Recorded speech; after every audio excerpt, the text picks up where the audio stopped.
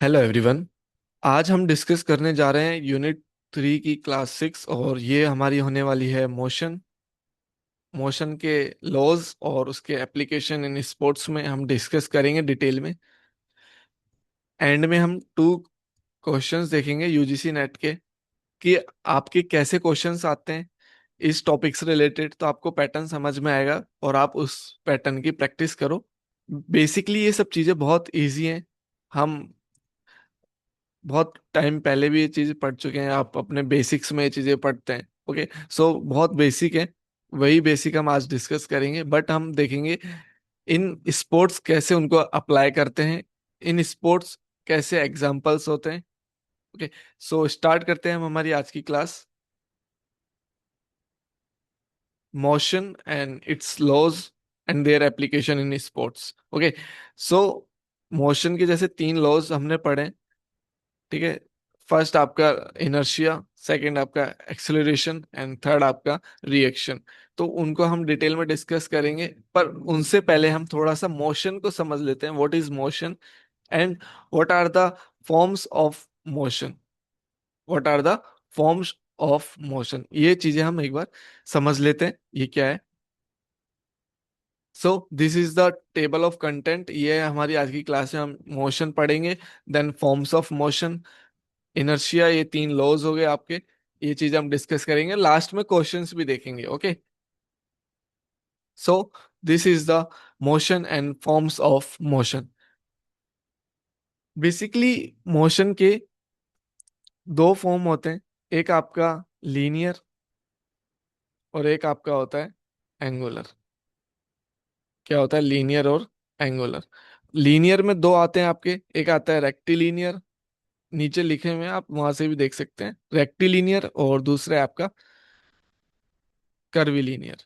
Okay, अब कभी कभी एग्जाम में जनरल मोशन के बारे में पूछ लेते हैं, व्हाट इज जनरल मोशन। तो जनरल मोशन कुछ भी नहीं है, इन दोनों का कॉम्बिनेशन है। किस किस का? लीनियर का और एंगुलर का। ध्यान रखना, जनरल मोशन क्या है? Combination of linear and angular motion. Okay, easy है। अब हम इनको एक एक करके डिटेल में डिस्कस कर लेते हैं। बहुत आसान चीजें, बट आपको स्पोर्ट्स के पॉइंट ऑफ व्यू से एग्जांपल्स प्रिपेयर करने, खुद से सोचने।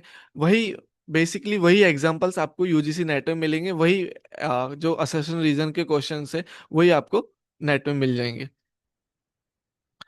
सो motion, what is motion? Motion is the change of position, किसी ऑब्जेक्ट की पोजिशन में चेंज होना with the respect of time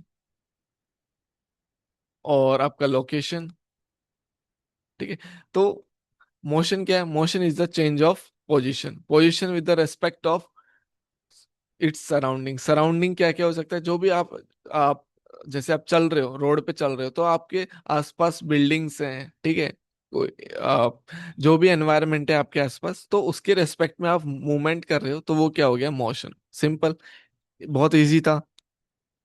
okay, now forms of motion. Forms of motion, एक आपका होगा लीनियर मोशन और एक हमने देखा था एंगुलर मोशन। ओके, सो लीनियर मोशन अब हम डिटेल में डिस्कस करते हैं। लीनियर मोशन को हम ट्रांसलेशन या फिर ट्रांसलेटरी मोशन भी बोलते हैं, इसका आप ध्यान रखना है ये नाम। लीनियर क्या है? बेसिकली आप किसी एक डायरेक्शन में चल रहे हो, स्ट्रेट, किसमें? स्ट्रेट पाथ में चल रहे हो विथ सेम स्पीड, तो वो क्या हो गया आपका? Linear motion.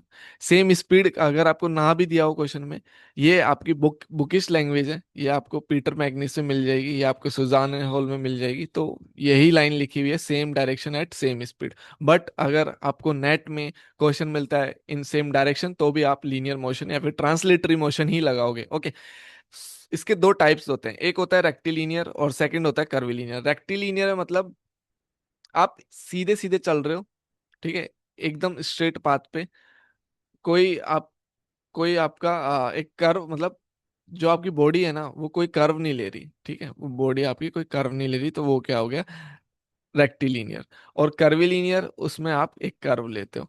फॉर एग्जाम्पल हम ट्रैक ले लेते हैं, एक ट्रैक लेते हैं। तो ट्रैक के जो ये स्ट्रेट्स हैं ये आपका क्या हो जाएगा, यहाँ पे जैसे आप 100 मीटर का जो एग्जांपल लिखा हुआ है, 100 मीटर स्टार्ट करते हैं, 100 मीटर फिनिश करते हैं, तो ये आपका एग्जांपल हो गया रेक्टिलिनियर का। किसका? रेक्टिलिनियर का। सेम अगर आप पूरा कंप्लीट करते हो 400 मीटर का ट्रैक, तो वो आपका हो गया कर्विलीनियर का एग्जांपल। मतलब आपकी बॉडी स्ट्रेट पाथ पे जा रही है तो वो हो गया रेक्टिलिनियर, आपकी बॉडी एक कैरो पाथ पे रनिंग कर रही है तो वो आपका हो गया कर्विलीनियर। सेम जैसे जेवलिन है, जेवलिन एक कैरो बनाते हुए जाता है तो वो क्या हो गया, कर्विलीनियर। Same high jump, high jump में हम जंप करते हैं एक कैरो लेके। ओके, तो ये सब एग्जांपल हो गया आपके कर्विलीनियर के। इजी था यहाँ तक? नोट कोई डाउट? तो अगर आपको कोई डाउट होता है तो आप मेरे को कमेंट सेक्शन में बताओ।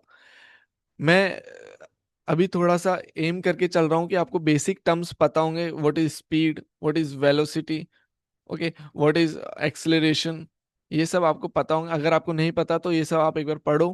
ठीक है, बहुत बहुत बेसिक चीजें हैं, और ये आप अगर यूजीसी नेट लेवल की प्रिपेयर कर रहे हो तो ये आपको पता होना चाहिए। नेक्स्ट है आपका एंगुलर मोशन। नेक्स्ट है आपका एंगुलर मोशन, एंगुलर या फिर रोटेटरी मोशन। अब जैसा हमने प्लेन एंड एक्सिस में पढ़ा था, axis, what is axis? Axis is the imaginary line, imaginary line on which movement occurs, on which movement occurs. क्या एक लाइन है, उसके अराउंड मूवमेंट्स हो रहे हैं। ओके, इजी था। अब मैंने उस टाइम एग्जांपल दिए थे, वही सेम एग्जांपल मैं यहाँ पे देने वाला हूँ। आप फ्रंट रोल करते हो, क्या फ्रंट रोल करते हो? फ्रंट रोल में आपकी बॉडी सामने की साइड रोल होती है, बट एक एक्सिस के अराउंड रोटेट हो रहा है ना। फॉर एग्जांपल ये पेन है, ठीक है, ये पेन को आप एक इमेजरी लाइन समझो, ये आप फॉरवर्ड रोटेट कर रहे हो, वैसे फॉरवर्ड ये आपकी बॉडी ऐसे रोटेट कर रही है, तो वो क्या हो गया आपका, ये एग्जांपल हो गया आपका एंगुलर मोशन का। ओके, इजी था। डिस्कस थ्रोवर, डिस्कस थ्रोवर मतलब जैसे एक ये उसका एरिया होता है। ओके, ये इसका एरिया, यहाँ से वो स्टार्ट कर रहा है तो एक रोटेशन लेता है फॉर बेटर थ्रो। ठीक है, तो वो रोटेशन जो ले रहा है ना वो एक एक्सिस के अराउंड ले रहा है। ओके, इजी था, एक एक्सिस के अराउंड वो रोटेशन ले रहा है तो उसको, इसलिए उसको बोला गया एंगुलर रोटेशन। यहाँ पे वही चीजें लिखी हुई है, आप आराम से पढ़ लो। नेक्स्ट है आपका वो है जनरल मोशन। जनरल मोशन हमने स्टार्टिंग में भी देखा था, combination of angular and linear, combination of angular and linear. अब इसमें आप कैसे एग्जांपल्स ले सकते हो? फॉर एग्जांपल हमने स्टार्टिंग में देखा था ट्रैक का, ट्रैक का एग्जांपल। ट्रैक में आपने 400 मीटर स्टार्ट किया है तो 400 में आपका स्ट्रेट भी आ रहा है, कर्व भी आ रहा है, साथ में आपकी बॉडी, ठीक है, ये किसका कर्व, स्ट्रेट और कर्व तो किसका हो गया, लीनियर का। बट आपकी जो बॉडी, जो नीज, जो आपका एंकल जो मूवमेंट कर रहा है वो किस में आ गया, आपका एंगुलर मोशन में। क्योंकि वो किसी एक एक्सिस के अराउंड रोटेशन हो रहा है। क्या आपकी नीज का एक रोटेशन हो रहा है वो एक एक्सिस के अराउंड हो रहा है, आपका हिप का जो रोटेशन हो रहा है वो एक एक्सिस के अराउंड हो रहा है, जैसे आप मूवमेंट ऐसे ऐसे कर रहे हो आगे की साइड। इजी था। नेक्स्ट आपका लॉज ऑफ मोशन। यहाँ से क्वेश्चंस आते हैं, यहाँ से आपको एग्जाम्पल से क्वेश्चन आ जाएंगे या फिर कोई असेशन रीजन दे देंगे, वहां से क्वेश्चन आ जाएगा। ऐसे क्वेश्चंस हम लास्ट में एक बार देख लेंगे।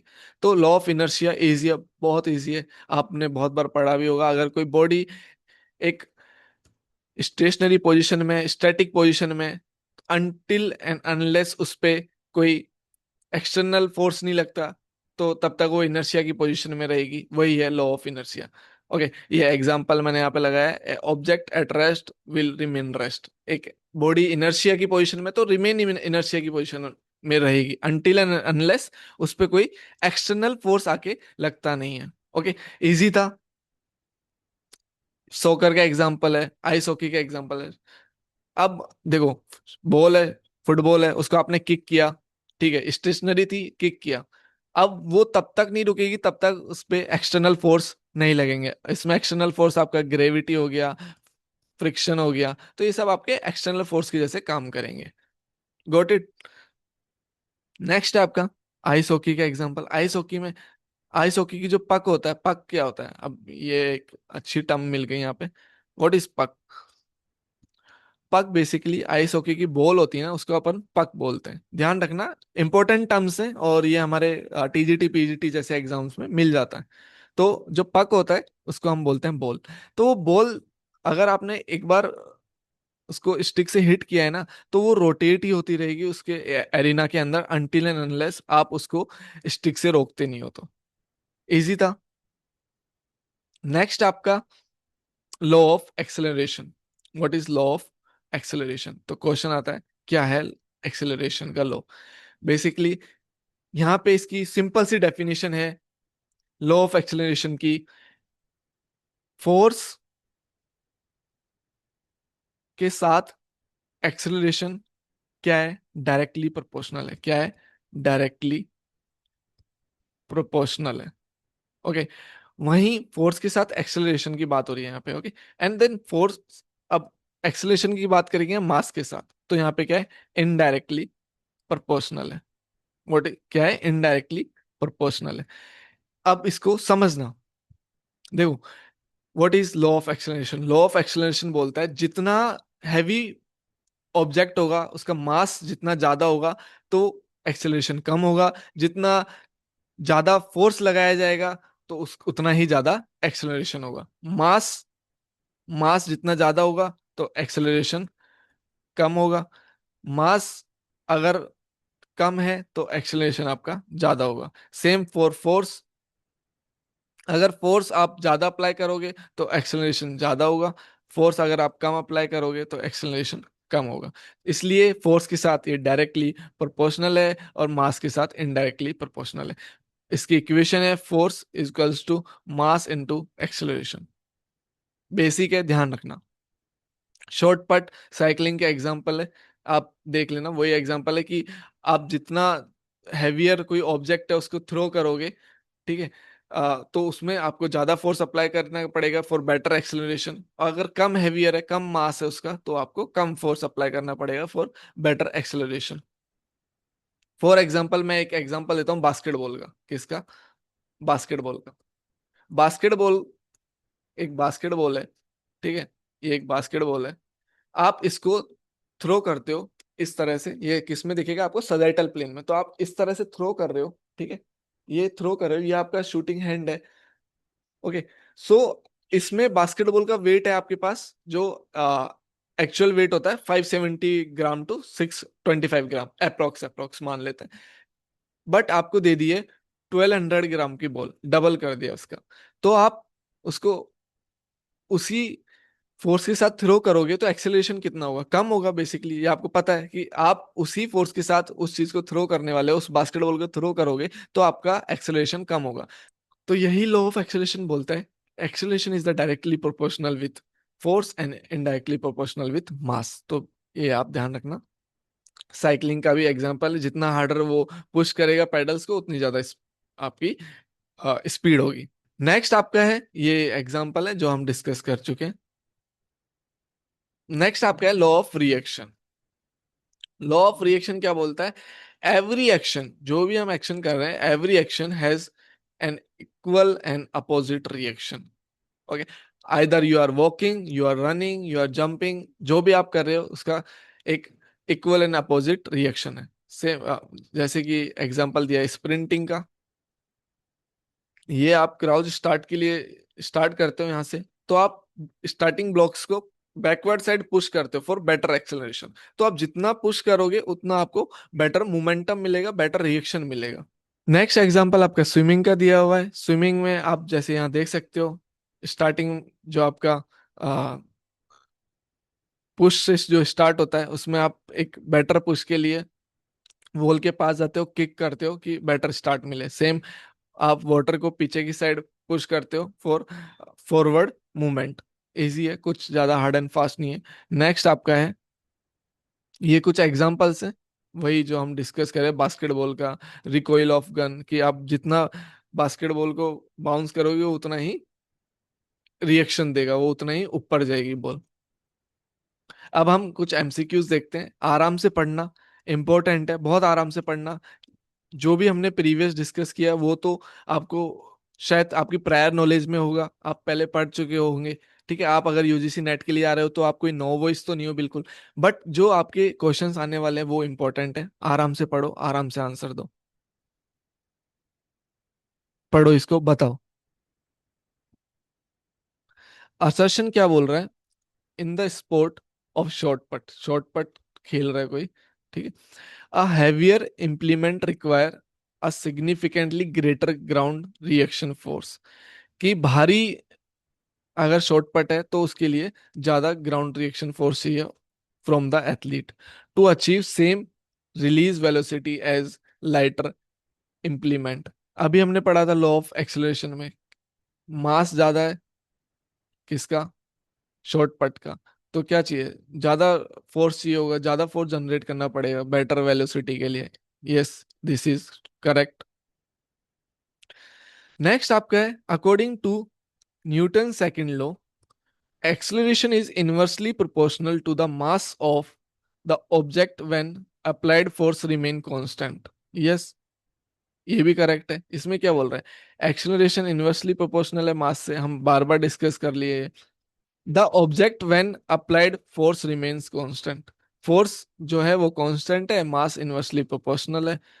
इजी है, ये भी हमें पता है, ठीक है। अब आपका रीजन क्या बोल रहे हैं, according to Newton second law acceleration is inversely proportional to the mass of the object. Yes, हम तो ये डिस्कस कर ही रहे हैं तब से, when the applied force remain constant, कि मास आपका इनवर्सली प्रोपोर्शनल है किसके साथ, आपका एक्सेलरेशन के साथ, तो ये हम डिस्कस कर ही रहे थे। ओके, तो यही बात वहां पे इससे रिलेट कर भी रही है कि आप जितना हैवी ऑब्जेक्ट होगा उतना ज्यादा आपको फोर्स चाहिए होगा, ठीक है, किसी चीज को थ्रो करने के लिए। तो असर्शन एंड रीजन दोनों सही है, दोनों एक दूसरे से रिलेट कर रहे हैं, तो इसका आंसर होगा first, both A and R true and R is the correct explanation of A.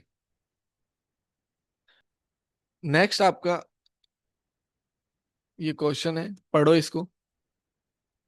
Assertion क्या बोल रहा है, a sprinter experience the greatest forward acceleration during the first few strides out of starting blocks when their body lean is most acute। Reason, Newton's third law dictates that horizontal component of ground reaction force is maximized when athlete's line of force application is more horizontal than vertical। आराम से पढ़ो, आराम से answer दो इसका, थोड़ा सा time लो, सोचो।